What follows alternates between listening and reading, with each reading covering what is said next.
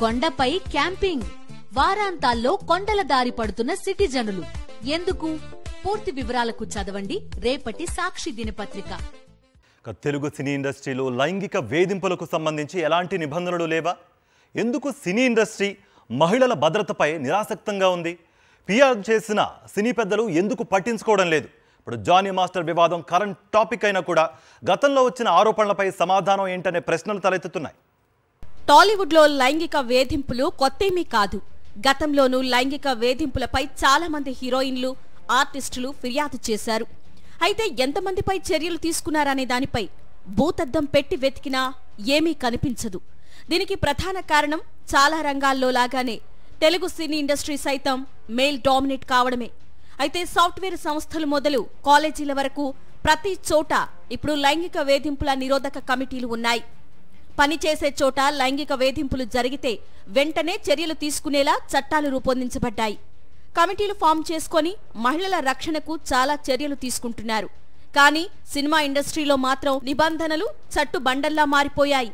అసలు లైంగిక వేధింపులను నిరోధించేందుకు కావాల్సినంత మెకానిజం ఇండస్ట్రీలో ఇంకా ఏర్పాటు కాలేదని లైంగిక వేధింపుల నిరోధక కమిటీ చైర్పర్సన్ నటి ఝాన్సీ చెప్పడం తెలుగు సినీ పరిశ్రమ బలహీనతను బయటపెడుతోంది. 2018 నుంచి ఈ ఒక ప్యానెల్ ఏదైతే మనం ఫామ్ చేసుకున్నామో దాని తాలూకా అంటే వీఆర్ నాట్ డినైయింగ్ దట్ మన దగ్గర కేసెస్ లేవు అనే ఫ్యాక్ట్ మనం డినై చేయట్లేదు.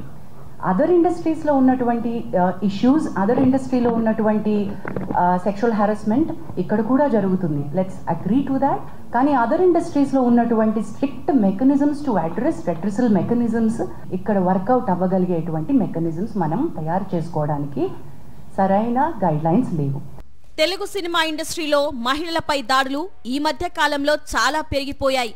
అసలు చాలా విషయాలను ఇప్పటికీ ఇండస్ట్రీలో లైంగిక వేధింపులుగా పరిగణించడం లేదు. తాము లైంగిక వేధింపులకు పాల్పడుతున్నామని ఇంగిత జ్ఞానం లేని వారు సైతం ఇండస్ట్రీలో పెద్ద హీరోలుగా చలామణి అవుతున్నారు. కొందరు హీరోలైతే సినీ ఫంక్షన్లలోనే బాహాటంగా హీరోయిన్లపై లైంగిక దాడులకు దిగుతున్నారు. హీరోయిన్ల గౌరవానికి భంగం కలిగేలా స్టేజీలపై రోత కామెంట్స్ చేస్తున్నారు.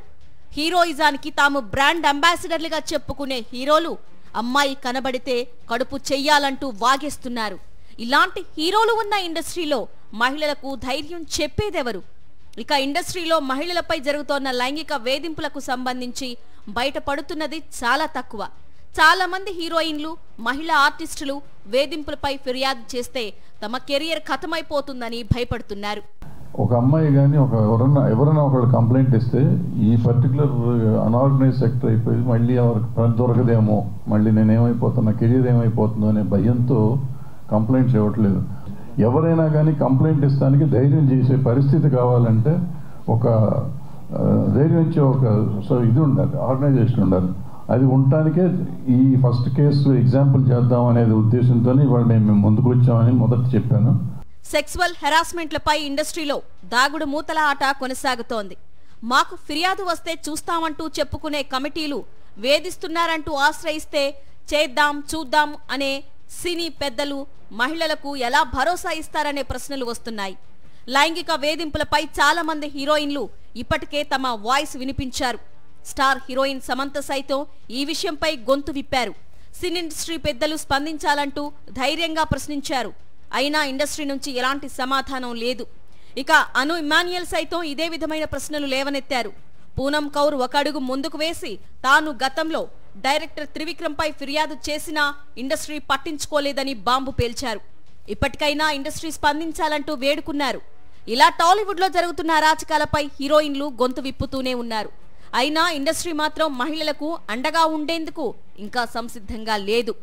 ఇండస్ట్రీలో పెద్ద హీరోలు మాత్రం ఇది తమకు సంబంధం లేని విషయంలా ప్రవర్తిస్తున్నారు. సినిమాల్లో లెంతీ డైలాగులు కొట్టే సో కాల్డ్ హీరోలు ఇప్పుడెందుకు మాట్లాడడం లేదనే విమర్శలు వస్తున్నాయి. జానీ మాస్టర్ వివాదంలో పోలీసులు కేసు నమోదు చేయడంతో ఇండస్ట్రీ గొంతులో పచ్చివెలక్కాయ పడింది.